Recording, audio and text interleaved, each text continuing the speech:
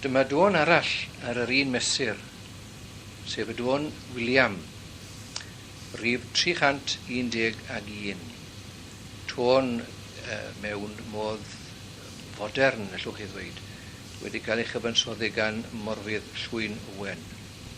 Fe ganwn ni ar geiriau o Tyn y Gorchydd yn y mynydd hyn, 367.